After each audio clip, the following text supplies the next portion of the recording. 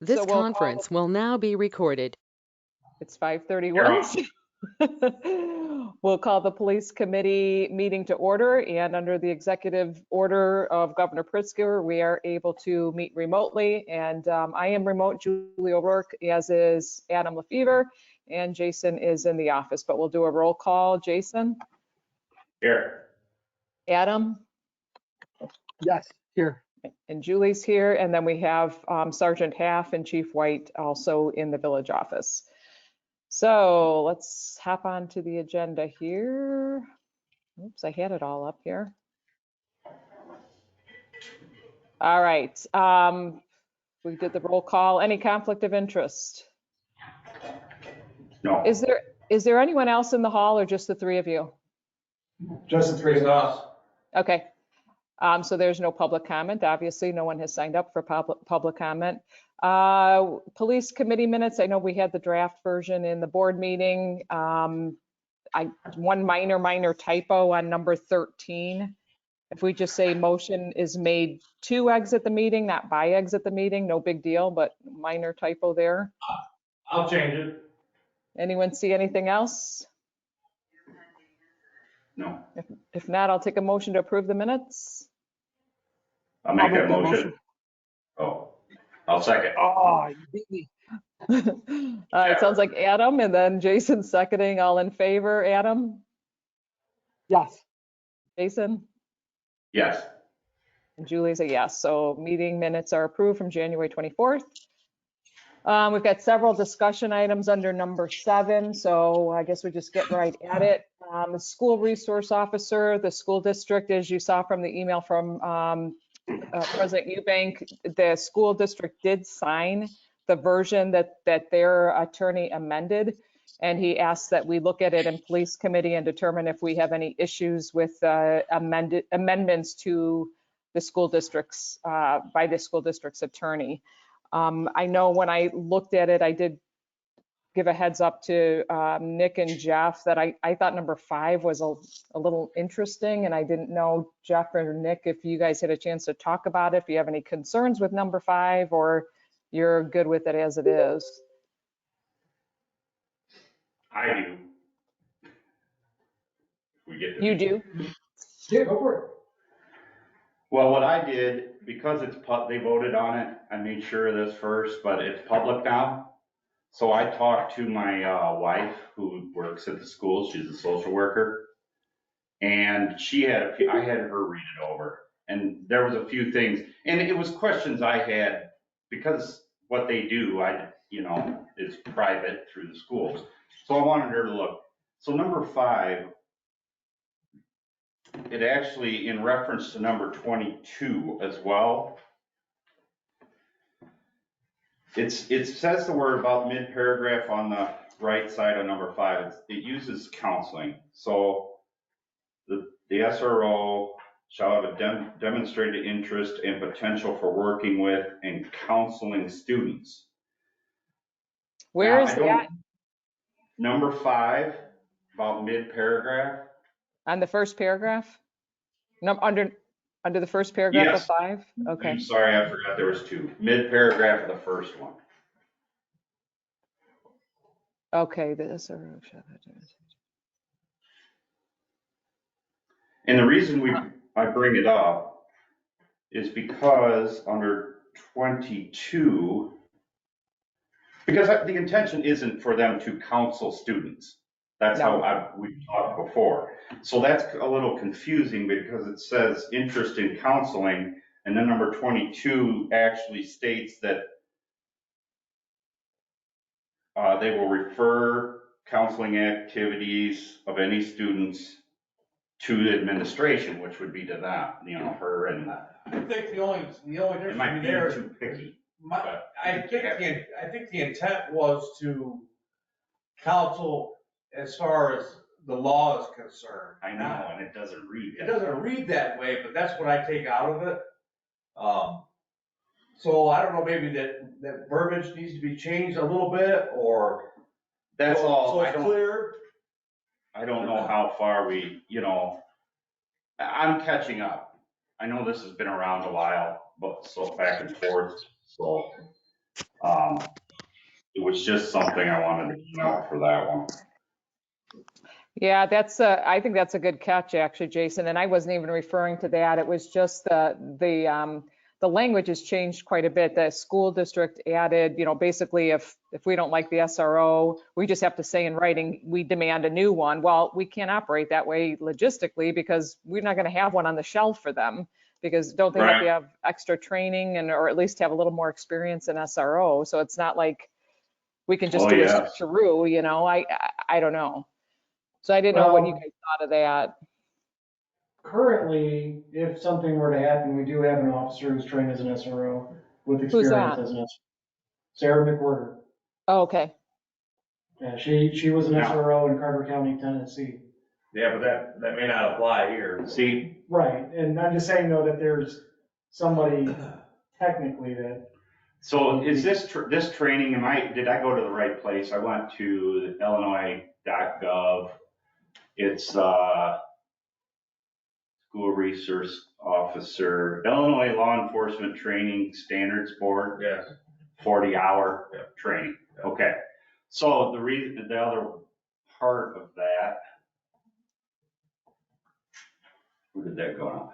Clearly defined roles, responsibilities, and expectations. That's where I'm coming off that's a little confusing. Clearly defined is what the state recommends. Now it's only recommended, but it looks to me like they followed it almost to a T.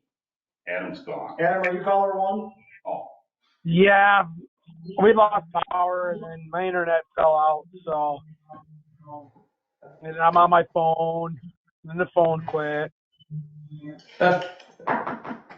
Good day.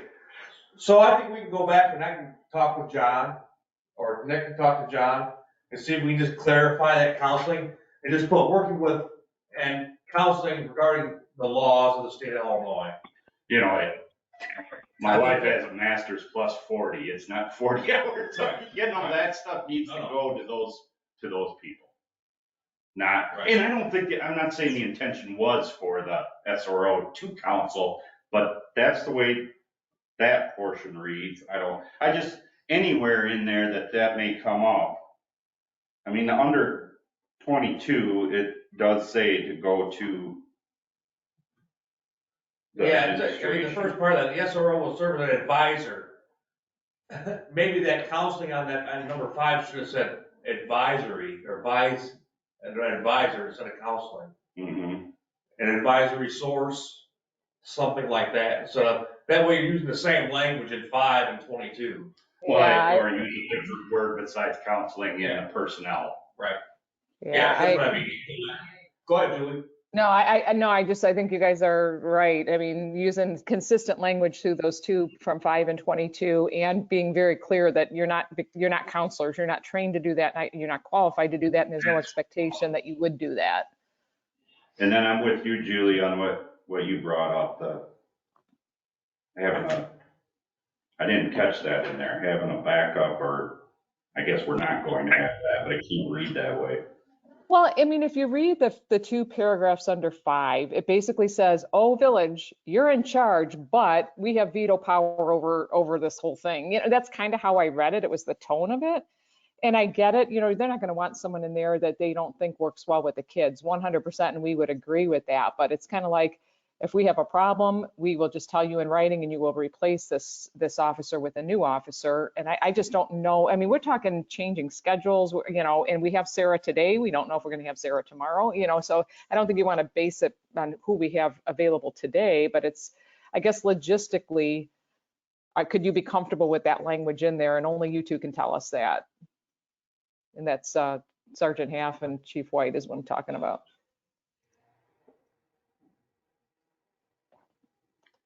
I mean, we all know everything's going to be fine, but this is just really kind of, it's like on demand. You will do this, and not only that, you will make sure to basically reprimand that officer. Kind of sounds like too. The village will address their concerns and complaints regarding the performance and conduct in collaboration with the school district.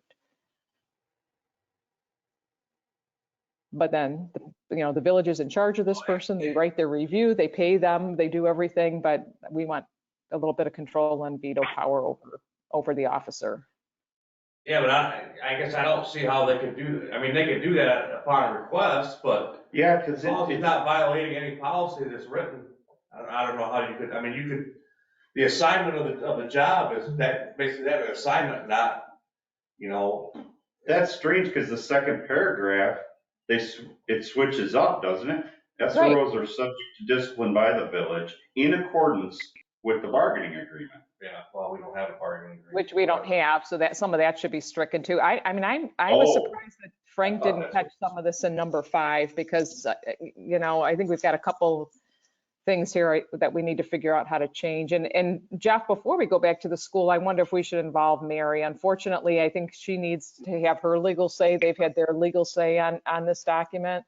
So I think we need to talk to her, express what our concerns are, and then see if she has any additional before we go back to Schwoko, because I'd rather have everything addressed in that one meeting rather than go back and then say, okay, now Mary says this, so now we have to address this. And Yeah, So- what I'll do, I'll have Nick send it over to Mary and highlight those areas of concerns that we have, and then she can look through it. And that was all I saw, but that was the only thing majorly that changed from previous versions that we were all agreeing to. But Jason, do you have anything more that you wanted to Yeah. comment on? Just don't, number 10, holidays. So is the SRO off for the summer other than coming in here? Is that what I'm reading? Yes. Yep. So the SRO takes vacations. The SRO is expected to work those days unless written authorization of their supervisor, comma, the SRO takes vacation, personal leave, or sick leave. Personal leave and sick leave I get. But the purpose of this SRO isn't that to be there. The vacation part is bothering me because you get the summers off like a teacher does. Well, all right, so they get the No, summers no, off no. in school, but then they come back to us for patrol. Yeah, during they're the not. You do. Yeah, oh yeah, they're gonna be working here. Because okay, and this isn't a problem, except somewhere it says, I didn't write the reference to that the village would do their best to provide a fill-in. Here we go, absences. The Winnebago Police Department will use its best efforts to fill any absences. What I don't like about this is if there's to go to the reason this came up with the state is the shootings and things like that happen. You start announcing, and stuff happens, rumors happen. He announces that he's going on vacation, and we don't fill that spot. I don't know. I'm trying to be. Well, we're not obligated other than by this agreement to have somebody there, just by this agreement. So like any other school or police department, they would have to respond to the incident anyway from wherever they're at. If we don't have somebody there, there's gonna be a reason for it. I mean, we can't be expected to have somebody there if our officer, the SRO, is sick, because he still wouldn't be able to be in an SRO. Sick, I'm not talking about. I'm talking about going on a week's vacation. Yeah, it's the same thing with that. I mean, you can't put somebody in the school for a week and call them an SRO because they're not certified. They can't even be within this agreement because they're not an SRO. When they say the SRO shall notify district, we could try to find somebody, but that doesn't mean we're required to, because nobody else would have that SRO certification to fill that position as And- written.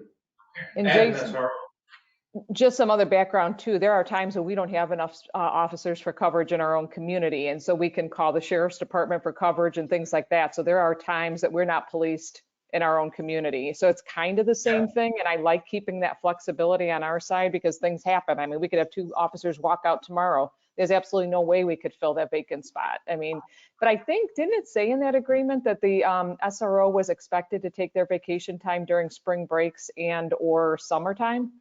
I believe we Yeah, had that in there somewhere.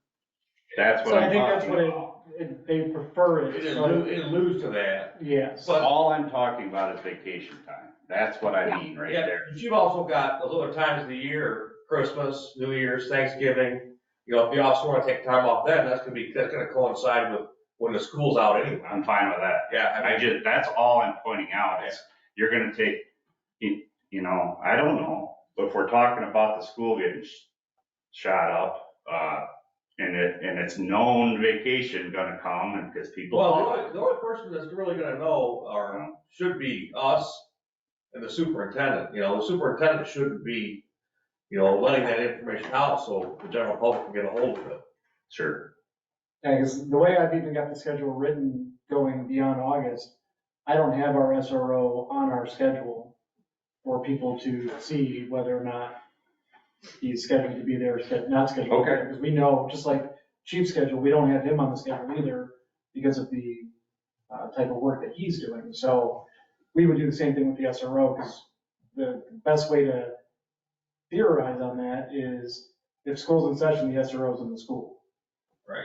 And the way that last sentence reads in 12, use its best efforts to fill any absences with available staff. Well, if we've got a patrolman on, we don't have available staff to have somebody at the school all the time.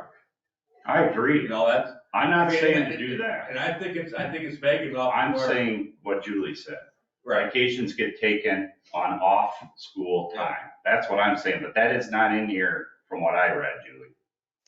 But if we're okay with it, I'm fine. I wanted to bring it up. That's all. Yeah, I know we had that in the discussions, and I thought we had that in the spreadsheet that we sent them with the cost of all of this. I thought we had on there that the PTO would be taken during summertime or spring break time. I mean, that's kind of the understanding. Do you guys know if that's the understanding with Jeff? That, I can ask him, but I think that's what it is. I mean, Jeff is more of a traveler during the summertime, doing more things in the summertime. But like I said, if he wanted to take a week off during Christmas, and his school's out anyway, when they have something like that. So I don't think that's gonna be an issue, but I can verify with him. Well, and the reality is, It's just not how it reads on here. No, I'm sure it could very well be that what's going to happen, but it's not how it reads. I'm just trying. but Jason, it also does read that Jeff has to approve any vacation. So he could easily say, no, it's school time and this is a critical time for you to be here. I can't approve it. True. So I think we're covered enough. And I think, I don't know that we have to spell it out in that detail. That's my opinion anyway. Okay. And this is gonna be a, kind of a live document anyway. Yep. You might find things Yep. that need to be adjusted here and there, so it fits everybody's needs. So I think this is our first swing at it, and, things need to be adjusted after, the first few months. We may have to come back, adjust this, and re-sign it, just so everybody's got a clear understanding of what it is and what's there. Yeah, I was a little surprised the school board signed it before we kind of came to a meeting of the minds on the document. I didn't know they were going in for a signature. I mean, they gave it to their attorney amended it, and then they voted on it and signed it without giving it to us to look at. So I thought that was a little odd. Yeah, we weren't able to even look at it after the amendment, so, before they signed it, so. Yeah. It's funny that there's no signature for anybody from the village on here. Or that it doesn't say draft across it. Right. Well, one okay. party signing a contract doesn't make a contract, I guess. No, that's why I'm bringing this, I didn't know where we're going next.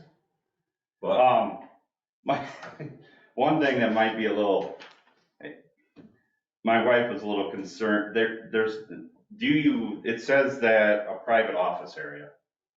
Be ahead on where that's gonna be, because she says we there's haven't not a lot. determined that yet. They haven't determined that yet, but we'll have that stipulated before. And the school told us for years if we ever needed an office at the school, that they would make sure that they gave us one. And I even talked to John She's about, afraid she's getting moved to the basement, I think. Oh, and I talked to the superintendent about maybe putting a gun safe in that room. That's in the the other office. thing that's what I was gonna ask about that, because it says that plain clothes concealed. Well, that's just a pistol, and so I think that needs to be. I've already discussed that. It's Okay, not in good. here, but the whole idea is to have an office that he can lock. It's got a gun safe that's mounted to the floor or the wall, so somebody can just pull it up, pick it up, take it with them. Agreed. That's the whole idea behind it, so. and we're talking even for a long gun. Yeah. Right. Then, of course, he'll have his bulletproof vest available there as well. And she was wondering about 14B. And this is for the SRO themselves, really. The district shall provide the books handout. I brought this up before and you said it would be toward law enforcement teaching. Yeah. But it doesn't read that. So because it's from the school district, I don't know if that was changed or not, but handout material and other materials necessary to support the SRO's teaching curriculum. I'd hate to see them pulling more out. I don't know. I'm Well, sorry, what is- I'm missing the question here. What is the teaching curriculum? It just says teaching curriculum. There really isn't one. Like it could be anything. Well, it could be interacting with the police. Is that something that is not taught at all? It's something that, if we've got handouts for like Officer Yeah. Friendly or DARE or something like that, that officer would then hand that stuff out. That would be the kind of I stuff. mean, the way I look at it, that's gonna save us costs. If we say we're gonna do a presentation, they're gonna provide the The handouts. materials. Right. Yeah, it just was broad, and maybe, again, we're covered on these things, and it is a moving document, or a live one. If they come back, if there would be more teaching than police, again, back to the counseling or something Yeah, thereabouts, I mean, that shouldn't be happening. you're gonna have anywhere from, drug resistance programs to driver's ed stuff. So by what that says, they're saying that they're gonna provide any, books, handouts, or other material necessary to support. So I guess it sounds like we would just go to them and say, we need this material to teach this part of the curriculum, and they're gonna take care of it. Well, So, they're and gonna say they're- yes or no. They're gonna say, no, we don't want you to do that and we're not gonna pay for it, which is fine, I guess. I don't think we're going in there with a teaching curriculum in mind, right? Right, no, there are some aspects that we want to cover in the program, but Like you said, driver's ed, I don't know how many times during the summer we stop cars full of kids that are violating the graduated driver's licenses. And when you ask them, well, did you learn this in driver's ed? No, which we all know is not truthful, but then we'll now have an officer in the school that will say, here are the things that you can be cited for, X, Y, Z. Here's a handout explaining what your responsibility as a driver is. And the handouts can come, you can download them from Secretary of State, and just be a matter of printing them out and handing them out. Let me word this differently. Okay, it says the district shall provide. So what we were saying is, yes, you get to decide the curriculum. They should not. They should come to you. I don't want to overload this person, this SRO, by them having teaching ideas they have to come up with without okaying it through you. It's very painted with a we're broad We're brush. not going outside the law enforcement side of it. Okay. There's no way. We're not gonna be teaching, American history or anything like that. But, who knows what it could be. Yeah, there's That's a lot of the different whole topics. Internet safety, that's another thing they don't teach. It's outside the normal realm of what an education would be at a school district. Okay, it just doesn't No, I get it. I see what clarify. you're saying. That comment don't was know. truly a cost comment. If there's a cost in materials, the school district is paying for it. That's what that comment is intended to mean. Now, you guys will talk, or the SRO will talk to the school district board, whatever, and say, we think it's Okay. beneficial to have this or this. And they say, okay, let's do Plan B, this little bit of a seminar or whatever you want to call it. And the school district would pay for copying and distribution of materials and all of that. That's all that. I think we're just reading too much into it. Okay. Because it falls under responsibilities of the school district, I could see that. Sorry I had so many. I think that's, No, you're fine. Yeah. Hey, Jason, we know you're reading it. yeah, Yeah, nothing wrong with a fresh set of eyes. Oh, rain day. you're fine. As far as them paying for things, I know it pays reimburses. Do we ask for the car? Yeah, the car's included. That's included in that cost. Office supply? Okay, great. Yeah. That's it. That's all I had. Yeah, and that car is being paid over 3 years, basically. That's how we came up with the 95. It's salary, benefits, and 1/3 of a car a year. Oh, that was in that. Yeah. Okay, Yeah. great. That's all I had. Thank you. All right, so Jeff, do you want to take this from here to Mary then and talk about, I think the big thing is section 5, and it's about the counseling comment, I completely agree with. We have to have consistent language in that document. And then the other thing would be, what do you guys think? What's the better language about? I mean, I get it. We all want to agree on the person, but I just worry about the logistics of just having to do a swap in a moment's notice. And we'll just put it out there and say, compare it with, 22. Wasn't it 22 that had the language that said there would be no counseling? Yes. Yeah. Yeah. So I have her compare the two, the one from 5, which says counseling, and 22, and say, what's the base language to put in there so they're consistent with each other? And Well, I'm sure and she'll have. And the fact that we don't want counseling responsibilities for our SRO. Right. So you do more of an advisory role, And advising the students. I am quite sure he would do that, right? Oh, But yeah. it doesn't read that. But that's outside our realm. We don't want to do that. Yeah. Give somebody, advise somebody on an aspect that's not law enforcement related, and then have them do something and You would not, have it come back to us and say, well, the SRO told them to do it that way. Right. No, we don't want to do that. Agreed. No, I'll get this. I'll email it to Mary. I'll highlight the areas we have concerns with. And, just see, obviously, in 5, the second paragraph, the bargaining agreement's got to be taken out. But just have consistent language between the counseling in 5 and 22. Well, I also have a problem with the first and second paragraphs there. I mean, I think they kind of contradict each other. Yeah, right. All discipline and everything has to be followed by our rules, but they can interfere and do what they want, and they expect you to discipline it. It just seems a little strong to me. So maybe Mary would have some new words for that. Yeah. all of number 5. Yeah. We had number 5 stopping at like the first 2 sentences, and all the rest was added by the village or by the district attorney, or that not the the district's attorney. School district attorney. we're tracking what you're saying. All right. So yeah, I think we have to take it to Mary then, and Jeff just, I guess, get back to us. I don't think there's any sense of urgency, obviously, that we're not going to, I think we're still talking about if we do this, it's going to be the next school year, right? I mean, that's because even the document was changed to that effect. That's what we're geared toward right now anyway. So. Yeah. Okay. Perfect. Adam, anything on your end from that document? No, I think we beat it up enough with you two. All right. So, Sounds good. no, Thanks, I Jeff, had for taking. issues in trying to figure out. I had issues in trying to figure out what they had added and what they had changed. So, but.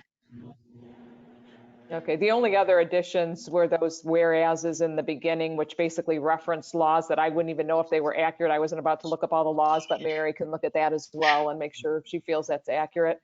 And then going into plain clothes versus a uniform, I think were the major changes, and then number 5. All right. Plain clothes, we talked about was going to have still an insignia on it or something. Oh, yeah. It'll still have our patch on it, say police on it. Yeah, it's, I brought that up to them because I felt that easier to be approachable that way than it is dressed like that. Agreed. All right, we ready to move on? Camera updates, and I think this is the one where you said we have a new quote in our email, Nick, as of 5:30 today. Yep.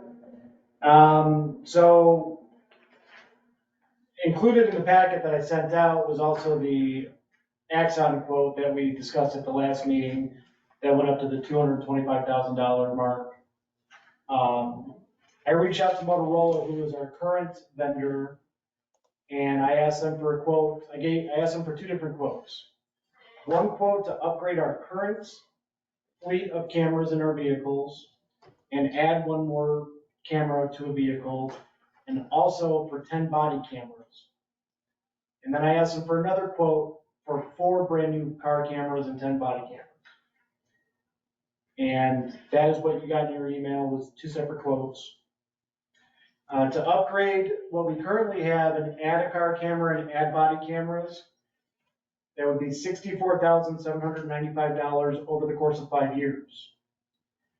To just do everything brand new, 4 new car cameras and 10 body cameras, that would be $91,564 Over the course of 5 years. over the course of 5 years, instead of the big quote that we got from Axon. Which was 160, It was actually 224. 224. Yeah. Okay, so 64, are you saying in total or? Total, yes. Total over 5 years. So it's $11,600 a year, roughly. If you look at the last page of each quote, it breaks it down to what it would cost on an annual basis. All right, there's a bunch of papers here. Tell me, like, in a nutshell, what's the 64,795? That is for upgrading our current fleet that we currently have to accept body cameras, add one more squad car camera, and then 10 body cameras for our staff. Okay. And then what's the other one?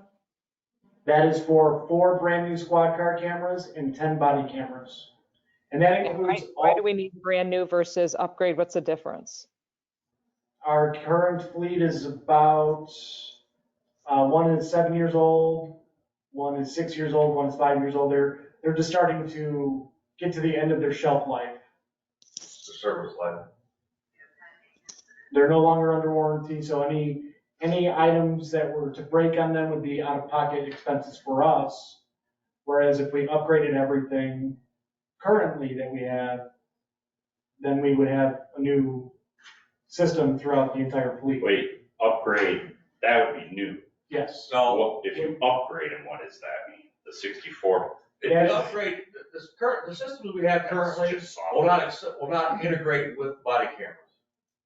So those systems we have to be upgraded software-wise, I believe, right? Software thing. It's a hardware thing. Software is not too much into it. Oh, But in order to use the systems together, our in-car cameras that we currently have would have to be upgraded, not upgraded, but however you want to look at it, whatever language you want to use, in order to accept the ability to work together. Didn't we just get new That cameras? includes- Didn't we What's just that? get 2 new car cameras though? Or, yeah, no? No, Since 19, yeah, 19 is the newest one. the other ones are aged out, aging, are older than that one. And what was the, But you're talking- what was the brand new and 10 body cameras quote? Dollars? 91,000. 91,564. And that's for, like I said, new everything across the board to include licensing, storage. Storage is all included in this as well. And the ability for, Redaction software, and that's all included. having license plate readers on each car. Each car would then turn into a mobile license plate reader as the officer is driving through. And I was reading, so some of in the email, some of the documents were the equipment themselves Yes. Motorola gave us. I didn't get to see that with Axion. Yeah, Not that I'd know what I was looking at anyway, but some things I noticed with the Motorola, and you'll have to tell me, if we're not going with the Axion, I get that's very expensive, but what is the difference in quality, or why so much more for those? Well, number one, Axon knows that they've got the market corner, basically their Cadillac version of what's out there, and a lot of systems everybody's going to. But they're running into problems like this. I mean, we get a quote for 160,000, they come back with another quote Mm-hmm. 6 months later, 3 months. whatever, 3 months later, it's $60,000 more. I mean, that's just ridiculous. So there's nothing the Axon is doing that the Motorola's are not. The only thing that Axon is doing a little different is the quote that we got from Axon included tasers. So now we would have to buy tasers separately, which when I asked the Axon representative to give me a breakdown of what the cost of 10 tasers would be, he said that I can't give you a good answer. It's all rolled into the same, but it would be about $3,500 for you to buy 10 tasers off the shelf. So even if we were to take this $91,000 quote and then go buy tasers directly from Axon, we're still way ahead of the game compared to the first, or the second quote that we got from And Axon. I saw that, speaking of the tasers, if you draw a weapon, they turn off the body cameras.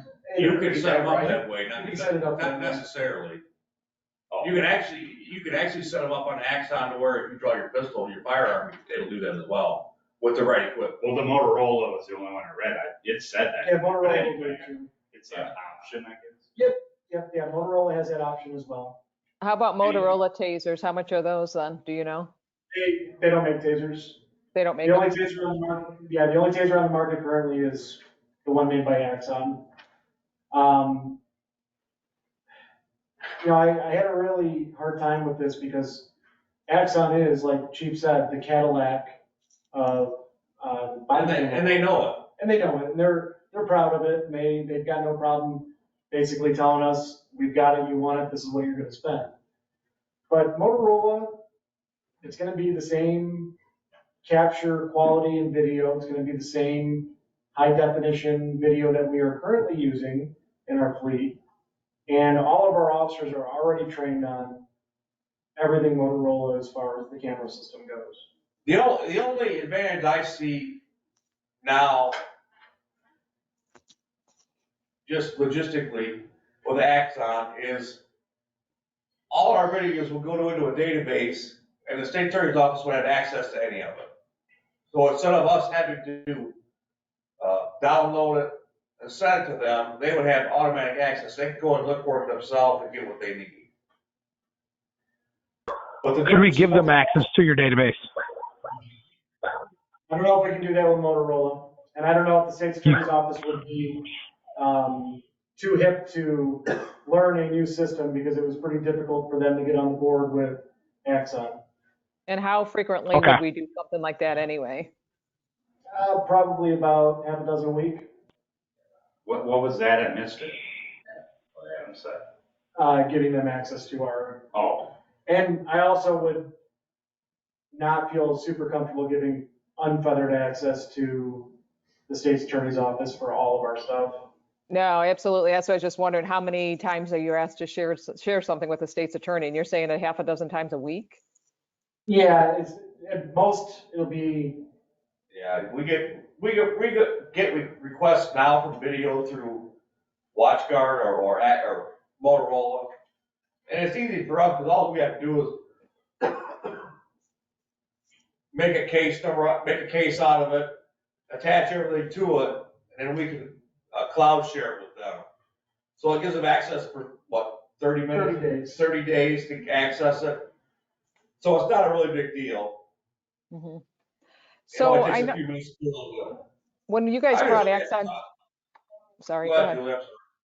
No, When go you ahead. guys brought Axon to us before, I thought there were issues with compatibility on a Motorola product or something like that. I know you had service issues too, which I don't know that those are going to resolve themselves unless you guys are thinking that there's new reps or better service from Motorola. But wasn't there some incompatibility issue? not incompatibility, it was just their customer service. Yeah, the biggest issue was customer service because I fought back and forth with them, but I guess I don't see the need to, spend $44,000 a year. Or what did we come up with, the number was? I don't even remember, it was, there's no reason to spend 224,000 over the course of 5 Agreed. years when we can spend 91,000. Yeah. That was, Axon, was that a 3-year? That's 5 year. Was it a 5-year? Yeah, it was 5 year, it did sit there. does the grant will come towards that too, the Motorola? Yep. Yeah, the grant will go towards whatever system we decide to go with. It's just, I checked while we were sitting here, the grant portal has not opened. I did pull back on that, small town grant, the one that I emailed you, Julie, about, because of the match funding. It got a little convoluted when we started working in numbers for wages. And there's another grant that the federal government's putting out that's open until April. And I've got a webinar scheduled to attend to figure out how to apply for that one. Because I figure we can apply for both the federal grant and the state grant. And whichever one is the one that actually works for us, then we're good to go. And in both of those instances, I don't have to say that we've started down the path, or I don't have to commit to a company or anything like that, just to see what we can get. But I And you're did sure let about that? Because that information that Jeff sent out, I don't know, 3 weeks ago or so, sure made it sound like you had to have a commitment to buy in order to be eligible for that grant. You don't That think was- that's the case? No, That was for the small rural grant through the federal government, not right. the state. The one that I stopped working on. That was the one that you had to do. Because that was matching fund. That grant was only gonna cover 50% of the cost. Instead of 100% I like. thought it was the other one, Jeff, the one that we were afraid we weren't going to be able to apply for. I thought, isn't that the state one, the big one? No, we should be okay with that one. Yeah, that one should be easy. Yeah. We've applied for that one in the past. I'm pretty Yeah, sure no, that was the one that it said in the stuff that you sent me that you have to have a commitment to purchase in order to be eligible for the grant, and we don't have a commitment to purchase. If you don't think you saw that in the materials, fine, but I know I saw it somewhere.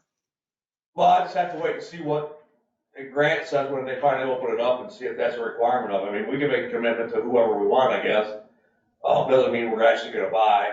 I mean, they just wanna know the number, I think. Okay, so we don't have any grants applied for yet because that grant is not yet open. Is that what you're saying? Okay. Still not open, right? Yeah, I'm looking at it right here, and it says the same thing it said last week.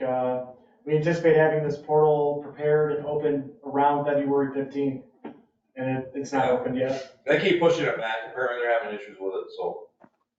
I guess I don't see that, I mean, if you look at the cost for Axon against Motorola, you're talking $60,000 a year, roughly. I just saw the number here a minute ago. Well, the thing that we also. Yeah, $61,000 a month, a year, against, even totally upgrading everything to brand new, to $16,000 a year.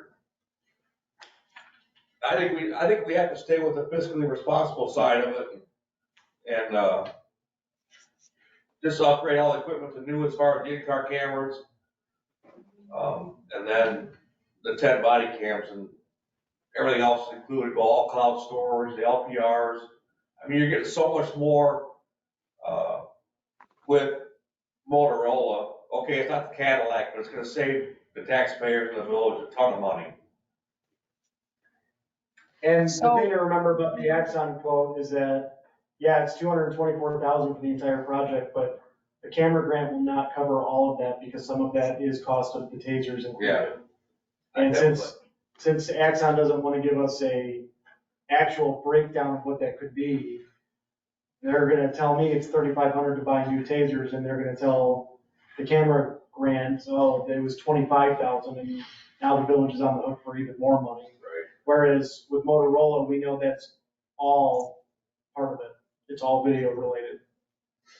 But we're confident that you can just buy 10 tasers from Axion and you're going to get about that price.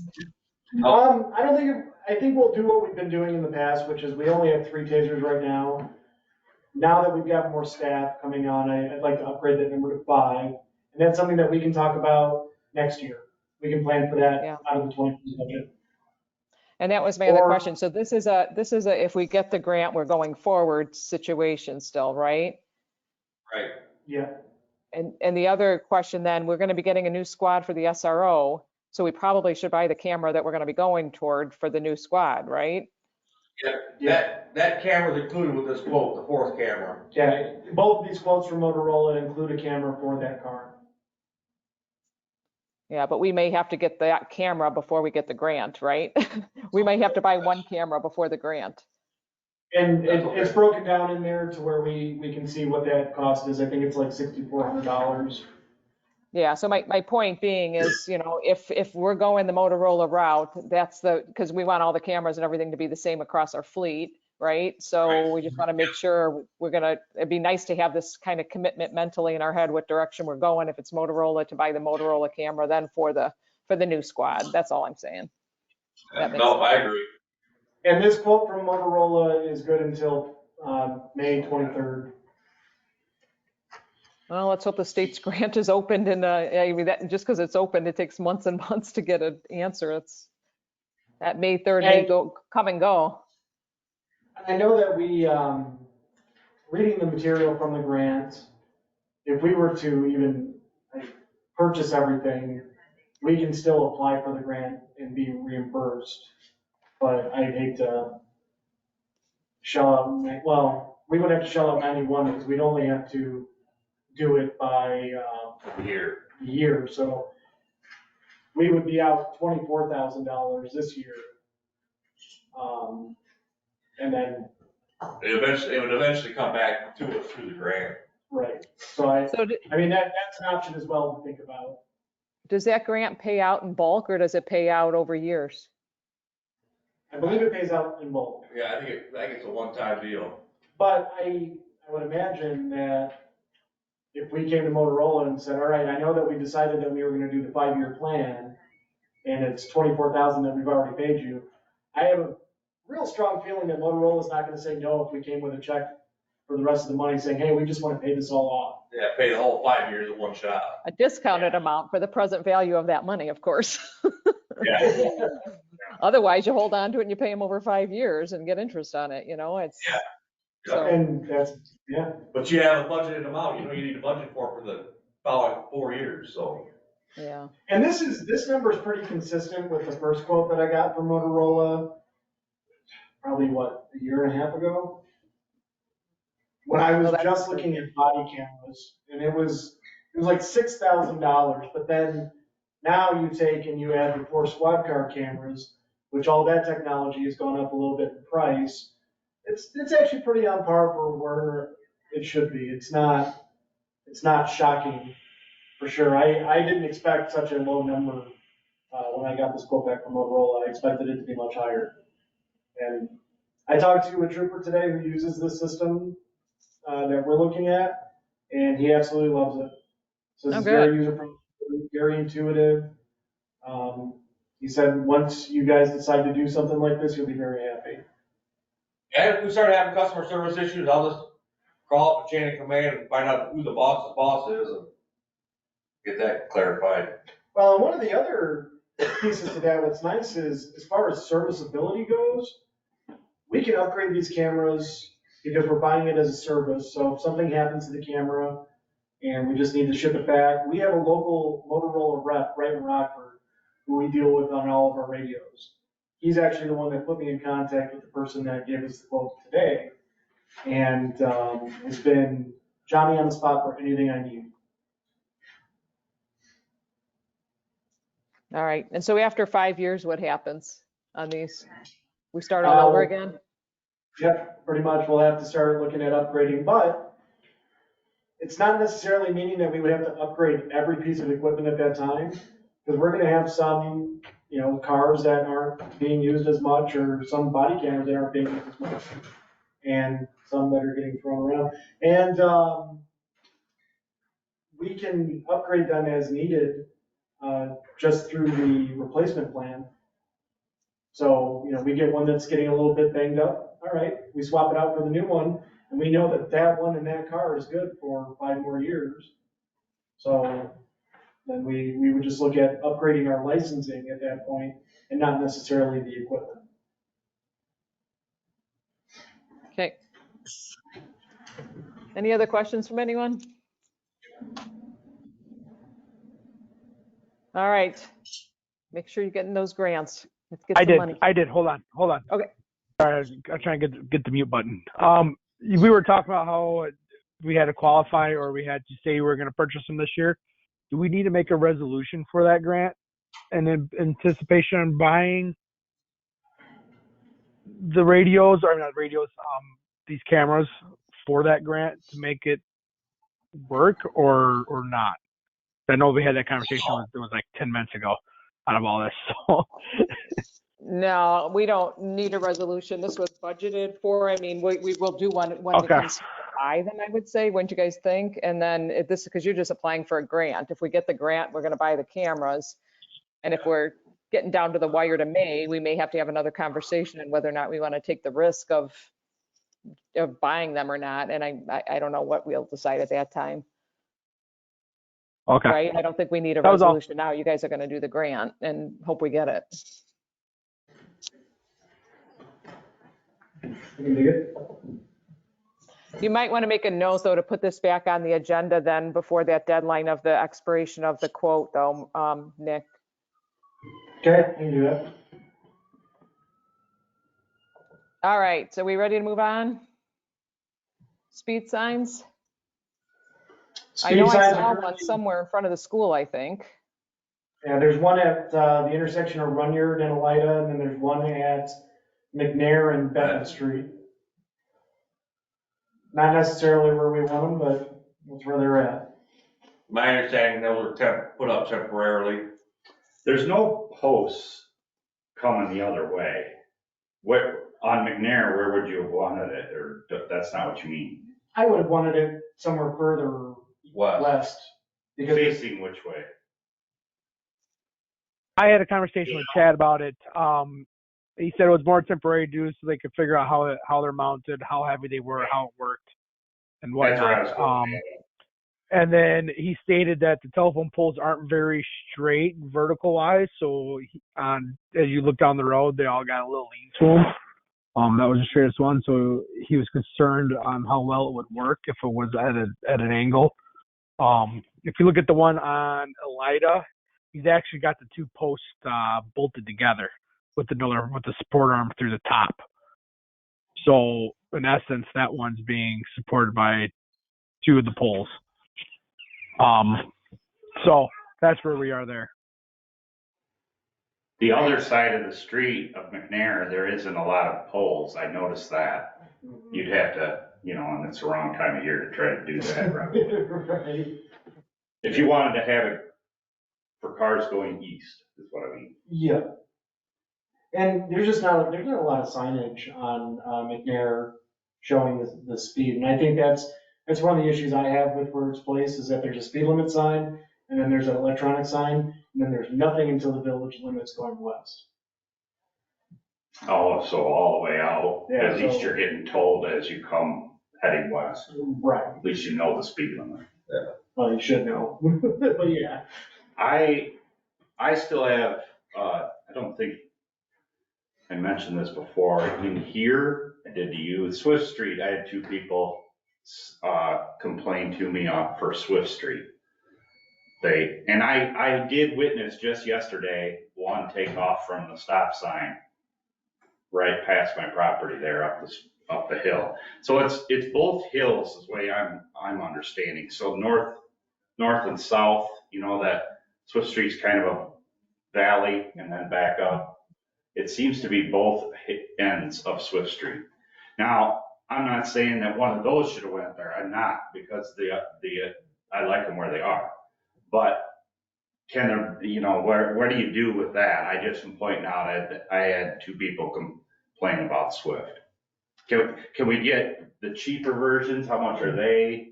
Do we talk about that or no?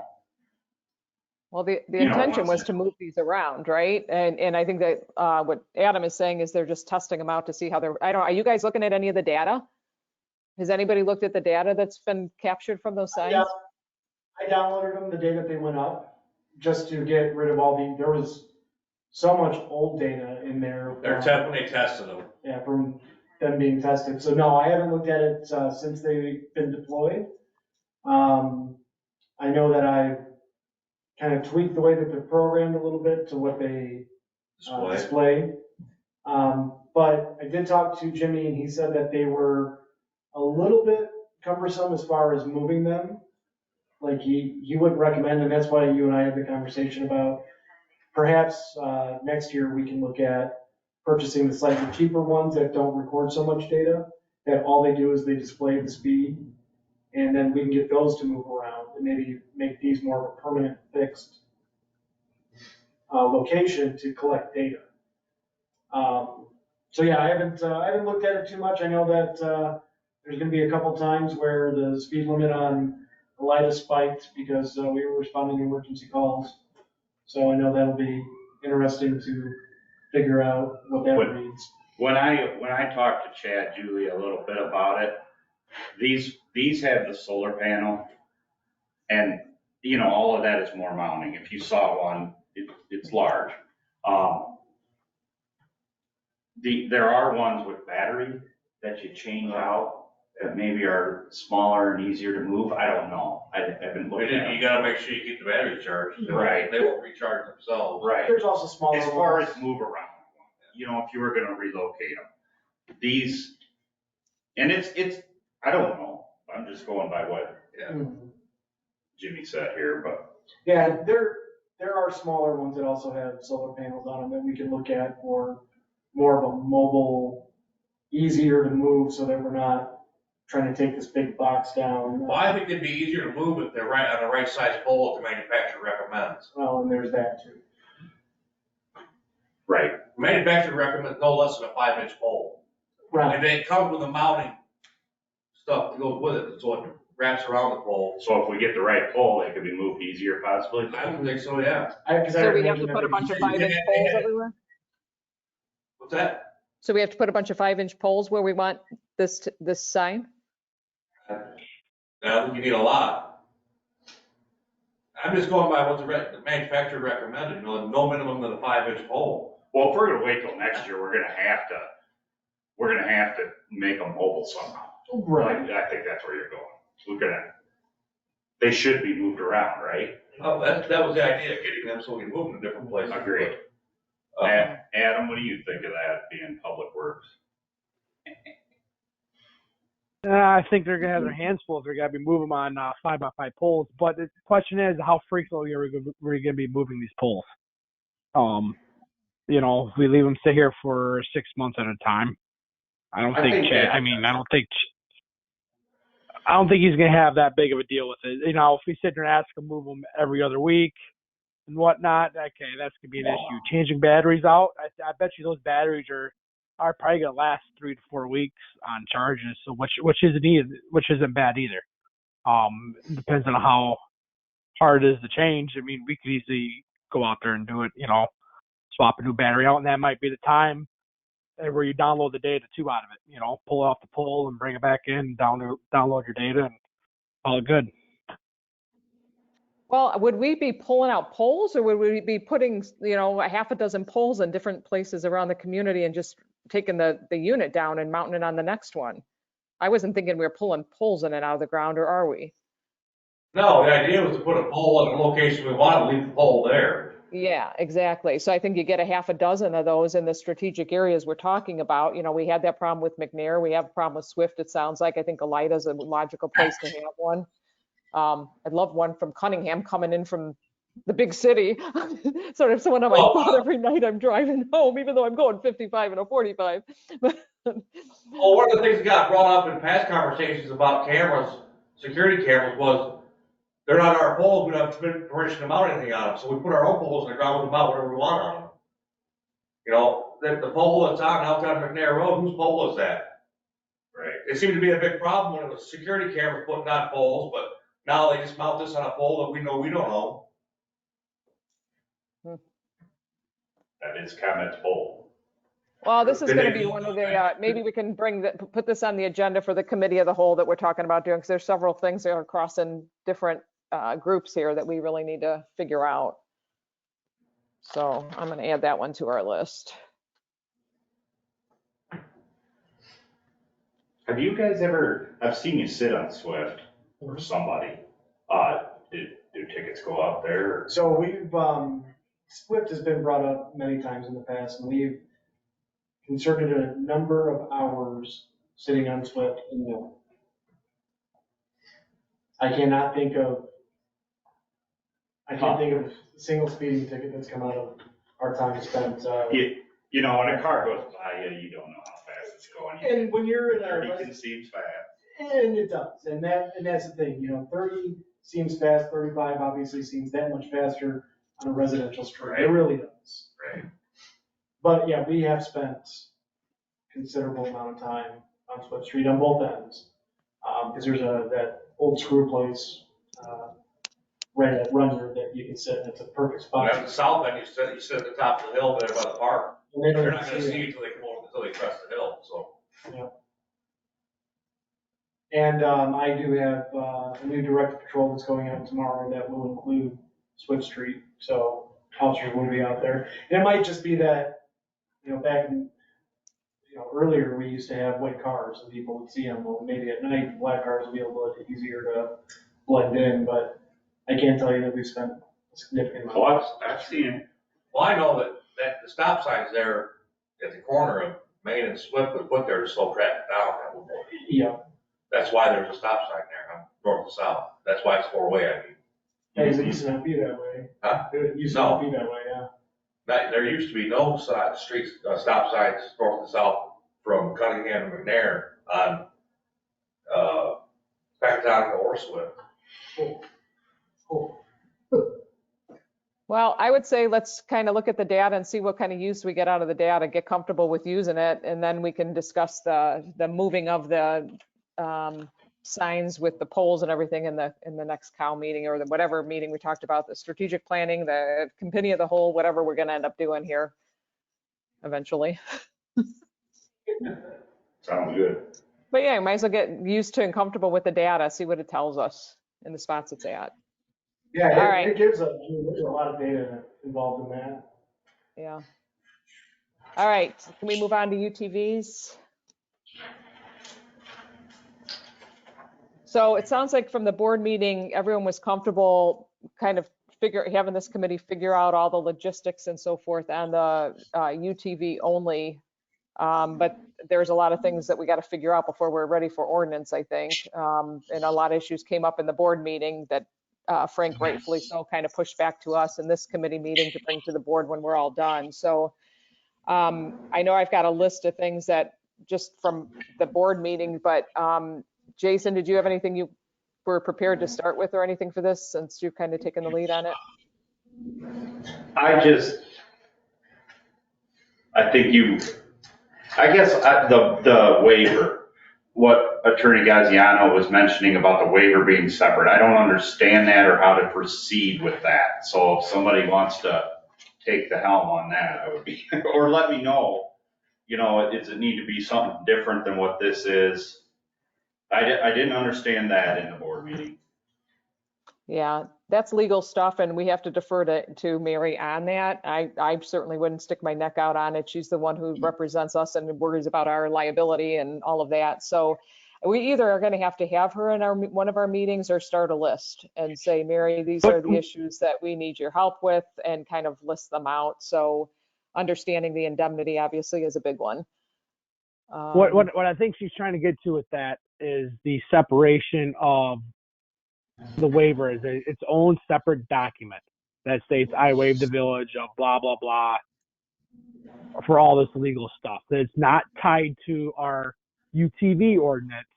It is just a legal document. It's completely separate that we're not liable upon anything. That's where I take it as. So it's kind of got to be separate from the other UTV stuff. Well, I think it was. That's why I took that. Jason, is it the way you presented it or the way Byron has it, it was tied to the permit app? Is that right? Right. And therefore separate from the ordinance. Yeah. But that's what I didn't understand. Is there something wrong with this waiver or do we just make it separate? I don't. You know what? Because you're going to sign. Yeah, as I think about it, think of it this way. I'll give you the permit, but you have to let me off the hook. That doesn't sound right in one document, does it? The condition of me issuing you a permit is you can't sue me. So I wonder if that's part of her rationale. This is a permit here. You have to have all these things. I don't have the permit in front of me, but whatever she wants. I just don't know how to proceed with it. That's all. Well, we would proceed by having her probably draft an indemnity agreement that she's comfortable with, or give her some draft language to start with, and then she can take it from there and do her own. So as a matter of fact, I think her comment was she didn't care if it was on the application, but she wanted it separate too, maybe even, but we don't need it twice, I don't think. So we can send her some of that language and have her create something she's comfortable with. Another topic from the meeting was the inspector, and I know you volunteered to do that, Jason, but in light of some of her comments in the meeting, it was kind of like if we have a village trustee saying everything's fine and your vehicle's fine for this ordinance, and you're a village trustee, that's kind of, that could leave us open for liability, I think, if something were to happen. So we're gonna have to figure out the inspector thing. Not being Didn't, one of us. somebody said at one time that, who did I talk to? That way back when it was presented at the original meeting, maybe, did one of them people, Nelson or somebody offer to be the inspector? No? I don't know. That Not might that I be, remember, but I, that doesn't mean it didn't happen. so maybe somebody, yeah, just somebody else has to do it then, I guess. We just have to figure out who. And by 'Cause you did not inspector, is it just engage. going through the checklist? Is it Yes, going it's through just, the flags, the lights, the horn, I mean, all of that sort of thing? right, we cannot be having safety inspections, and she agreed to that when we were in there, I think. Mm-hmm. We talked about that briefly. We're not, we don't do safety inspections for the cars that are on the road here in the village. Exactly. I was thinking the same thing. So, yeah, it would be, where's that list? It'd be like a compliance oh, inspection. Yes, the brake lights, the rearview mirror, the slow moving sign, that's the turn signals and horn, all of that checklist we have under equipment there, section 3. And Nick and Jeff, I know some communities have their police chief or members of the police staff be that inspector. It goes back to the same village employee at this point. I don't know how Mary would feel about that, but do you guys have any thoughts on that? Yeah, I agree. I don't think we need to put us in, give us more work. I mean, if they wanna have somebody do that, it's gonna take responsibility for that, that's fine, they have to make an appointment with that person and have their vehicle inspected, but I'll get some input from Mary, see if she has any suggestions as well on that, so. Yeah, I don't know who to get otherwise, at the same time, the village wants everything on their permit list checked and verified, so it almost comes back to the village in that regard. You want to make sure everything on that list, the lights, the horn, the flag at 6 feet or whatever the heck we set on there, all of that. So if we're not, Well, it's kind of a double-edged sword, you have somebody from the village inspect it, and it's okay, but if you have somebody outside that's not a village employee inspect it, and you stop somebody for a violation of one of those items, well, the inspector passed it. Well, now, okay. Well, I don't think that. No, I'm just being devil's advocate. I'm just saying, well, it got passed the inspection, so who's held responsible there? and the issuer of the permit has to inspect it in a sense. I mean, I'm not going to give you a permit unless you have these things on the No, vehicle. that's what I mean. Yeah. If they have it inspected by somebody that's not a village employee, and for some reason they drive away and they get stopped by us, well, it just got inspected, now it's not right, which was the right way, the inspector not, Well, I think it that's doesn't why, matter, the owner is responsible anyway. It I doesn't think make any that's difference. why the other towns defer to the police department. I think that's why they defer to the police department, because you would be checking it Right. per the ordinance. Right. Yeah, like, that's your responsibility to Yeah, do that- that. To the. Yeah, I don't know how Mary would look at it, but we can find out, it wouldn't take that much. Well, and I don't know if this would fit a deputy clerk's potential to do that, like a Kelly. I don't know. I mean, again, she's the one who's going to be doing the administrative issuing of a permit, I would think. So that would be another possibility. I mean, Jason, you have a UTV? Yes, How many people in the community have one, do you think? here. I don't know. What did Peck say they have up for permits now? Oh, I don't know. They had quite a few. I don't know if I can say. Okay, my I don't point is, ride with anybody from Winnebago. I ride with people from Peck, but I can't remember what they said.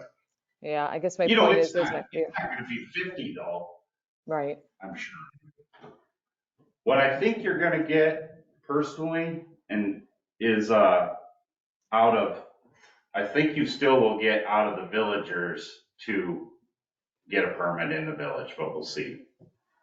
Cause there's people riding them in the county, even though that's not legal. Yeah. You know, they're going to ride into your town is what I'm saying, and get a Mhm. permit.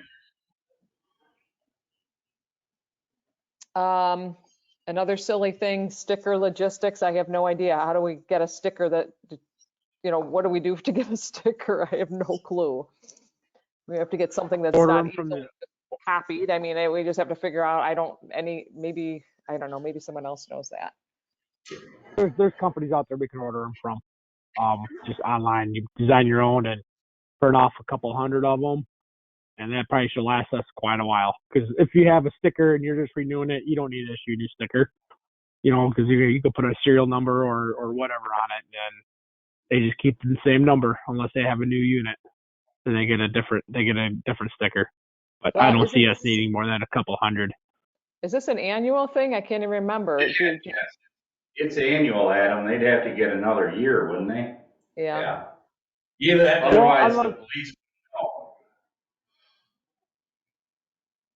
True. They wouldn't know that they True. upgraded. It'll have to be different colored stickers or Right. something.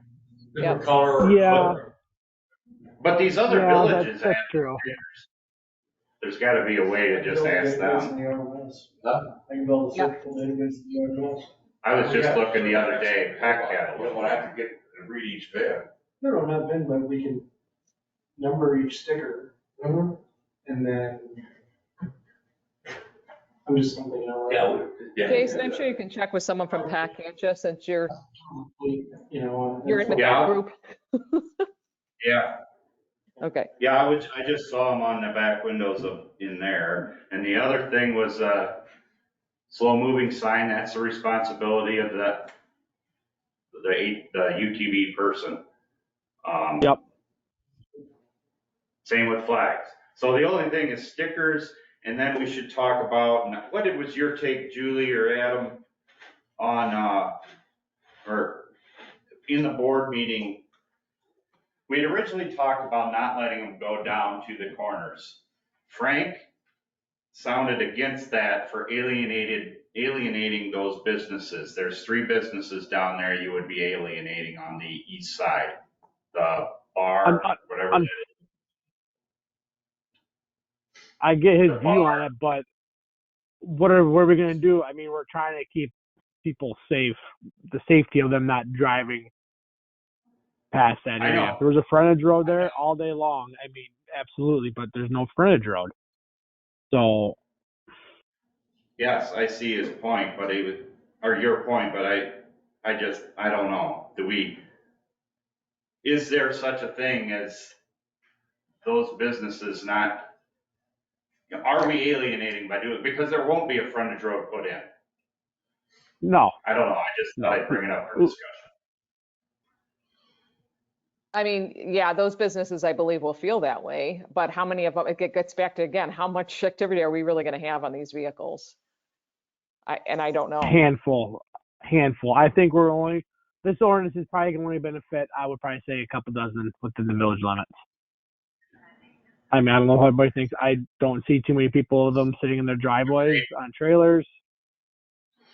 You know, I don't know. So for the few that might go there, they might. Yeah. Sorry, Jason. No, I'm not trying to get him to go there. He brought it up as alienating, and I don't know whether is that a thing? I'm sure they'll feel that way, and that's just the way it is. Is that what we're saying? I'm fine with that. Mhm. But that leads into then the next thing. The only signage we need is for that corner, right? That's what yes. We would have to purchase some signage to say, turn here. You can't go. Like no Forward. ATVs or something. Because that's where I was going with that. I don't think in any other part of the town you need that signage, but you do there. If you want to force ATV them, beyond this point, that's right. or UTV. And an arrow saying this way. But that, I'm looking at the satellite image. I mean, it's one of those things where do we allow them to go all the way down to Capriola Parkway and stop right there at the Subway and Bagel Bagel Lounge. They can't go, because they cut through the parking lot into Mobile, or they can go down Capriola Parkway and get into Road Ranger. Yeah, You're avoiding that whole gas station intersection, which is always busy. So, Yes, and then that Yeah. would open up, yeah. They could get Those into both businesses. gas stations then. One through yeah, the because frontage like, road and one you through can that get, road by Bagel Lounge and Subway. correct. And there's also a gravel road from the back of Bagel Lounge into the back of the Mobile parking lot as well. yes. So there, it might be a feasible option for them down there, but I mean, Oh, yes. but if It's they're hard. locals, they already know. If they're locals going down there, they already know how busy that area is, and they might just take their car down there. Mm-hmm. Well, it's that or you let them cross there, but I think you're back into the problem again, right? Yeah. If they went around to over by Road Ranger and let them cross only, you're back to having the same problem, right? And you might be safer not to let them cross there. It's just, you either come straight down south into the north and then come back to the south. So I think that's our only problem child we need to just hash out. What are we doing there? Yep. Turning them and alienating those businesses, or that may work at Subway, I guess. Yeah, I think you let them go on both sides. I wouldn't let them cross there though. They go in through the Bagel Lounge and Subway parking lot, take that road into the gas station, and then the same thing, the frontage road on the other side into Road Ranger, but they shouldn't cross there at the stop sign. But the more complicated we get this, the more confusing it's gonna be also. That's what I was saying. It'd have to be the correct sign. So I'm shopping for labels for $100. You can get a foil label for $100. 100 of them for $100 roughly. Perfect. That will allow you to put a 4-digit number on them, so you kind of have a barcode, and then you have 3 lines of text. So And then for every year, you could rotate your colors out every 5-6 years or bring the colors back in if you have a stash of them. But so, yeah. Perfect. The other logistical one is your speed limit, Jason, that you brought up on McNair. That Yeah. would cut out Willingham if we don't change it to 35. And Jeff and Nick, do you see major issues with trying to get that speed limit changed down to 35 from McNair to what is it, Falconer? Oh, that's Falconer. I mean, eventually it's gonna have to be dropped down anyway, because it's gonna be more residential than anything else once that gets put together. That's why. Once that subdivision gets put together, you don't wanna have traffic traveling that road at 45 miles an hour when you got people coming in and out of that subdivision. Of course, we change it, you're gonna have to get some complaints, but it's just a safety issue. I mean, where can they go? Technically, they can only go They can't south on Falconer to the Prairie Path, because south of the Prairie Path, that's county. back up a second, Julie. It doesn't need to be 35 all the way to Faulkner because they can't go on Faulkner. It only needs to be unless you want to go to Faulkner, that's fine. But it only has to go to that entry road there that connects it all in Yeah, Willingham. but it's less than a quarter mile from. Yeah, it's about a quarter mile. The whole thing. Yeah. That might get you where it's not such a complaint is all. I do agree with you that it'd probably be 35 if there was houses there all the way. Mhm. I mean, if we change the speed limit, we change the speed limit to 35. That Right. is what it is. So that's not that big a deal to do. Just a matter of changing signs, I believe, and Well, and registering with depending on the the state. jurisdiction falls, is that a road that we take care of, or is that a county road? I believe we take care of it. Yeah. Well, yeah, I think we could. I'm about 90% sure we take care of it.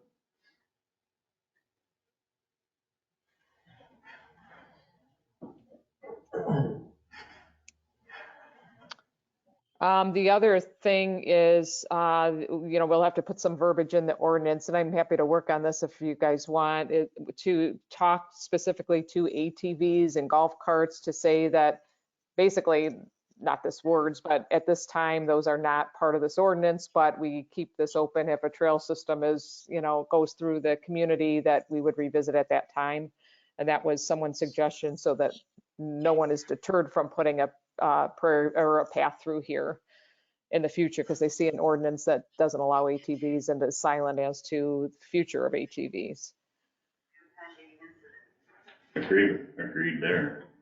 And So then the basically, other, this- oh, go ahead. go ahead. No, go ahead, Julie. Well, the only other question I had for you two, Nick and Jeff, is tolerance for infractions. I think the Byron ordinance, if I remember right, was pretty strict on infractions and fees and so forth. And I guess my preference would be as we start out with this, which is maybe months down the road, but that, do we want to have warnings or do we not want to have warnings? Do we want to be very strict on this? What's your thought?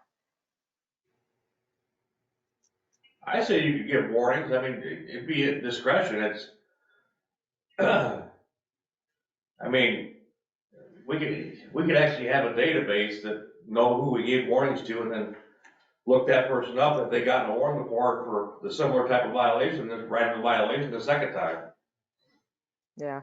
See, one of my concerns, as you know, all along with this was when our force was a little thinner too. We had barely enough to cover the community, and now we're getting, staffed up a little bit now.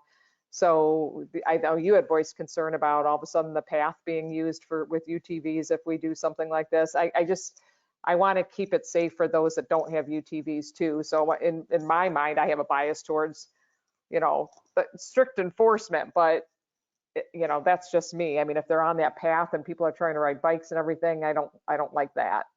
Oh, yeah, no, I agree with that. It does say no motor vehicles on there already, right? Yep. Yeah, Oh, we don't have to put that up. I want to make. well, they're already there, but they don't abide by it. Mhm.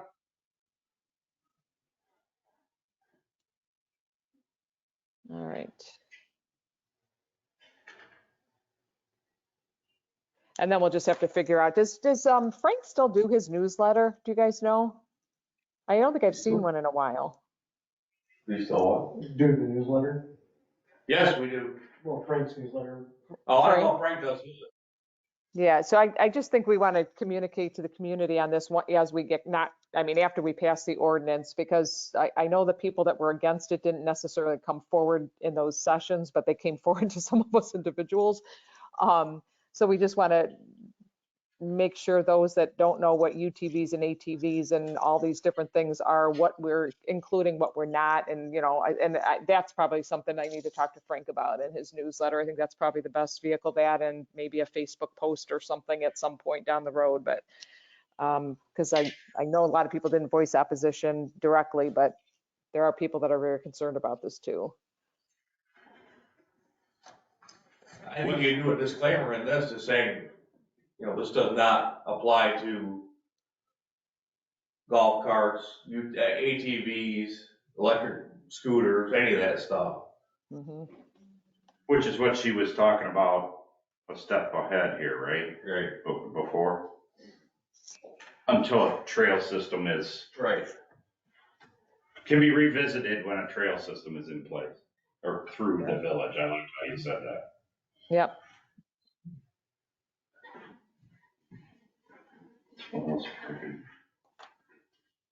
What else came up in the board meeting to flesh out here? Did anybody have anything else?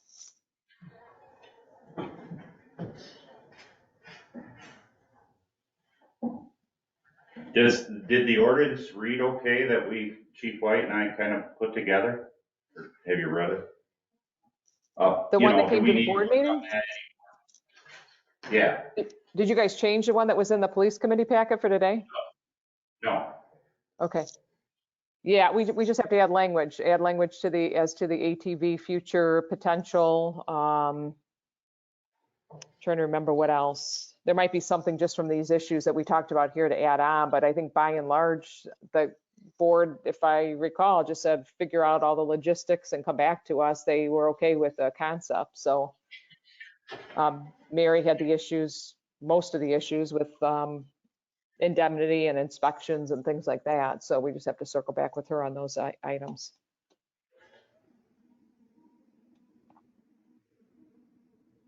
And obviously, the application page needs to have safe building or big on that city of Byron, so.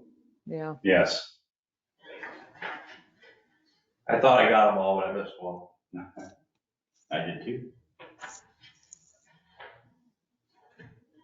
so Jeff, do you want me to work with Mary on this? I know you got a lot going on with your training and Nick's overwhelmed with you not being there, so I'm happy to help. So you tell me what you'd want me to do versus you, or Jason for that. I think it takes 5 minutes to throw her an email and just let her look at it. Because I've got notes as far as having her verify the statutes that go along with it, make sure they're accurate. She does that with just about everything we do anyway, so. And the resource officer program, I don't even know if she's seen this at all, so. She was CC'd on the email that Frank sent to all of us, but she Okay. wasn't asked to look at it necessarily. She just said, I'm CCing Mary on this in case you guys want her to look at it. So I figured there's no sense getting Mary involved until we talked about it. So now we're at that point. Yeah, I think I can take care of it. You're okay, Julie. Thank you for the help, though. All right, well, let me know. I know you got a lot going on. All right. Oh, do we have anything left on our agenda? Let's see. Yes, I think we do. Recruitment. Or are we done with UTV for now, guys? Yep. Yes. Okay, recruitment. I'm not sure whose topic that is, Nick. We have an applicant who was a police officer in Wisconsin for a number of years and then left the job to go into the medical field and is now interested in applying for us. So I have his application and yeah, that's about where I'm at. So I have another applicant who Seems very interested. very interested in coming over here.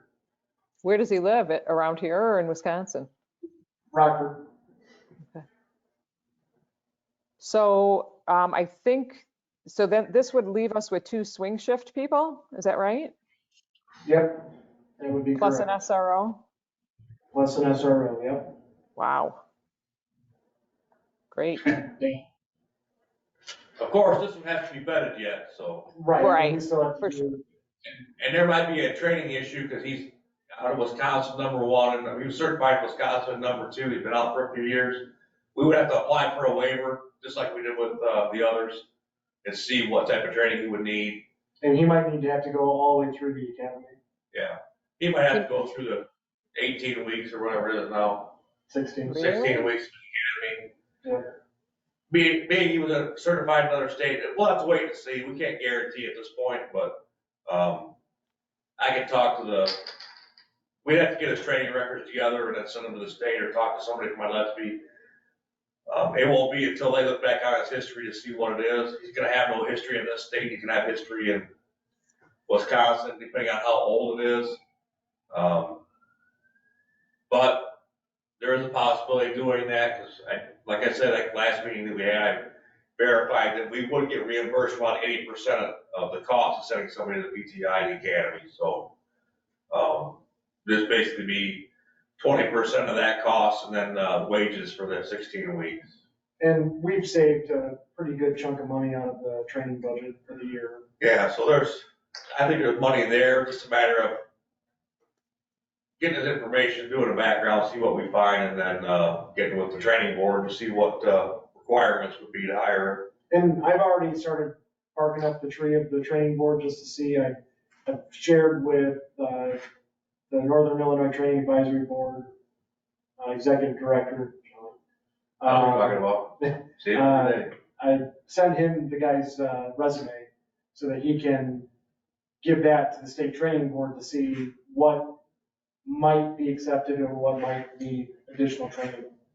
So we won't really know until we continue down the path that we're going, but. Well, I'm sure when you were hired, didn't they reach out to Montana to see where your post Yeah, academy training was? Yeah. So they'll probably do the same thing for Wisconsin. They'll reach out to their program that he went through and see what he was taught, then they'll adjust whatever training he needs for that.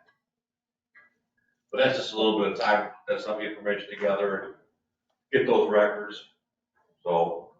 but we should also look at the possibility of interviewing him if he's somebody that we might want to look at hiring. Right. Yep. Where are we at? What happened with the other, What? Byron? Oh, McNeely? sorry. Yeah, he starts on the 27th. Okay, Yes. He starts on the 27th. His first day in uniform is March 6th, and then we'll swear him in at the board meeting. great. Yeah, he's good to go. Is he excited? Oh, he's very excited. Good. Wow, this is great. If we could be really fully staffed, and I think we did budget for that last position, right? Thinking we'd never get it, of course. We budgeted for it to start in June, but I talked to Sally, and Sally said because we've gone a couple months without having somebody, that it will all end up in the wash, Yep. working out well. So if we were to hire somebody sooner than June, we would be okay. Yep. Okay. Great. Good news. So I guess I can just coordinate with whoever we want to be on the interview, and then we can, I see Julie's hand. You can be on the interview? I don't care. Okay. Might be kind of neat. I got a tour of the, all the water stuff from Chad this week. That was pretty neat too. I felt like I was an episode of Dirty Jobs, so maybe I need to ride with you guys too. Hey, you're more than welcome. Since Chief is only going to be with us for a week, that would be the week of the 6th, no, I'm sorry, the 13th through the 17th. Maybe we can schedule it for that week. I can chat with each one of you and figure out what your availability is that week. And Chief and I have a meeting that week, I think it's on Tuesday, so. Any of that, you can't keep track of. That one is about the new layout of the, you're gonna be able to make changes to agendas and stuff like that. Oh. An agenda manager. So yeah. My only availability that week in March is the 13th. Okay. Good to know. I'm pretty wide open. Okay. I'm sorry, not Usually the I'll 13th. Wednesday the 15th. My bad. I don't know why I was thinking Monday the 13th. Yeah, board meeting. Wednesday the 15th for me. Okay. Perfect. Is it March 15th? Yep.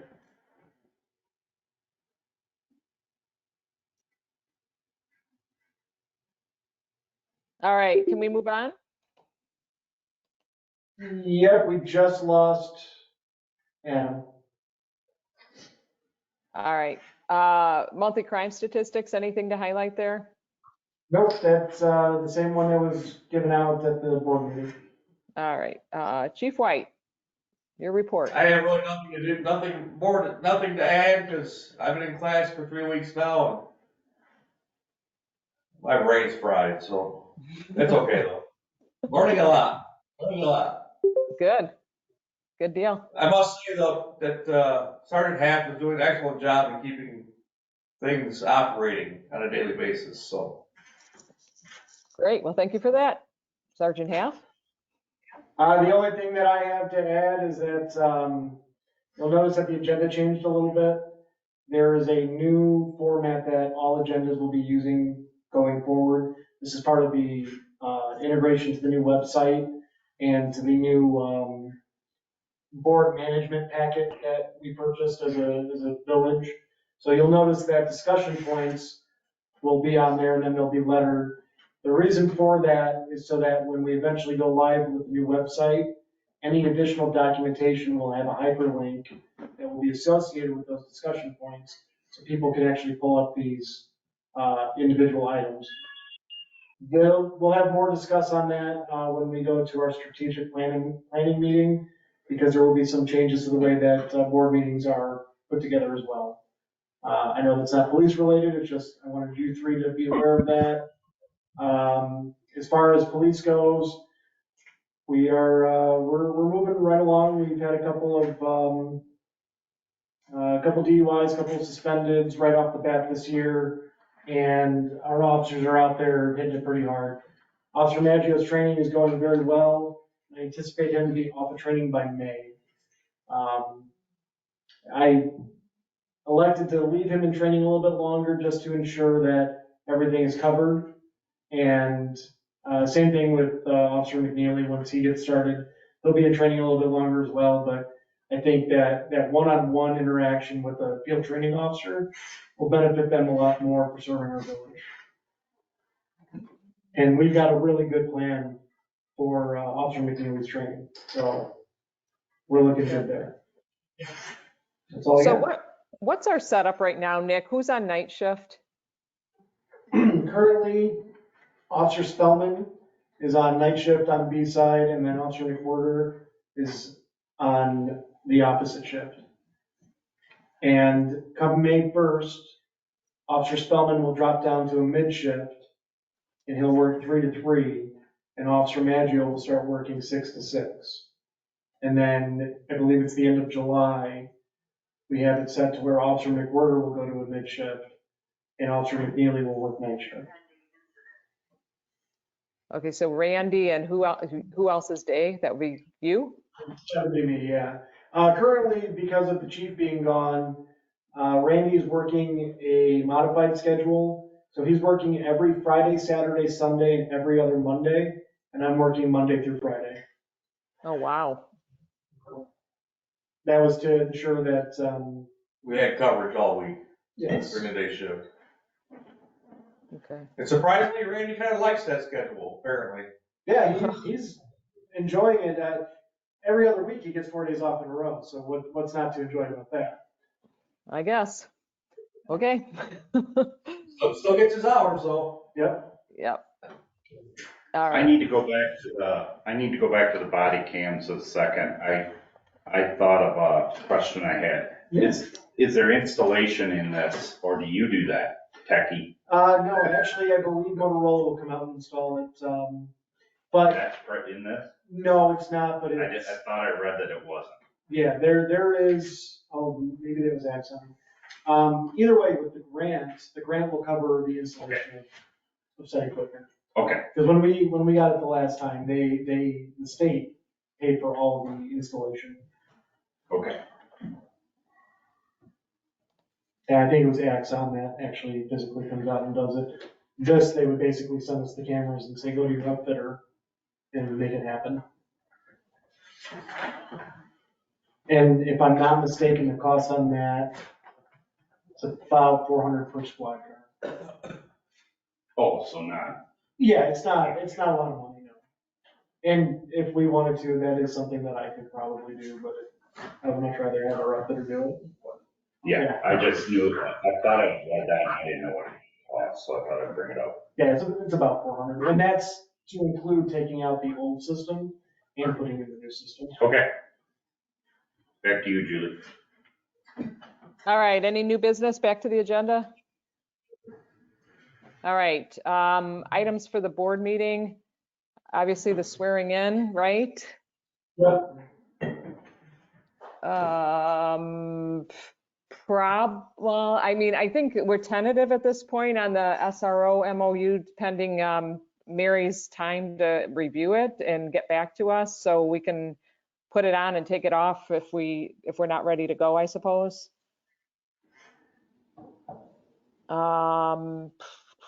Is there anything else that's going to be ready for the 13th that you guys see from our discussion items? Not I. Not that I can see. Okay. All right, so that would be it. Our SRO and our SRO agreement potentially and the swearing in. All right, no need for executive session.